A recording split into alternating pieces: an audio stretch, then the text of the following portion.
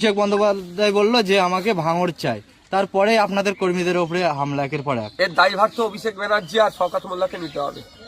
নিজেদের পরের দলের কর্মী খুন হয়ে গেল, আবার তাদের দলের কর্মীরাই গ্রেফতার হলো, আবার তারাও জামিনে ঘুরছে। এই হিংসা চালিয়ে কি ভাবছে এরকম হিংসা দিয়ে ভাঙড়কে উদ্ধার করবে?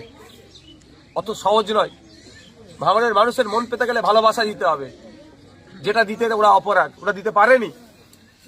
হিংসা করেছে, বোমাবাজি করেছে, অত্যাচার করেছে, এর জবাব আমরা দেব গণতান্ত্রিক প্রক্রিয়াতে। আপনি বললেন পুলিশ দেখবে, আমরা দেখেছি ভাঙড়ে একাধিকবার পুলিশের সামনে পুলিশ থেকে কিন্তু আপনাদের কর্মীদের উপরে মারা দেখুন, সেই বিষয়গুলোকে নিয়ে আমরা তো অভিযোগ দায়ের করেছি তাদের ঊর্ধ্বতনের এখানে।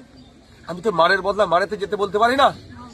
আমি কি বললাম আজকে, পুলিশ যদি ব্যবস্থা গ্রহণ করে ভালো কথা, অন্যথায় পুলিশ না ব্যবস্থা গ্রহণ করলে কোর্টের দ্বারস্থ হবো। কোর্টের মাধ্যমে আমরা এটাকে, এই যে আমাদের কর্মীদের আক্রমণ করেছে, প্রাণঘাতী হামলা চালিয়েছে, একটা মহিলা শ্লীলতাহানি করেছে, যা অন্যায় করেছে তার জবাব আমরা নেব, শাস্তির ব্যবস্থা করবো।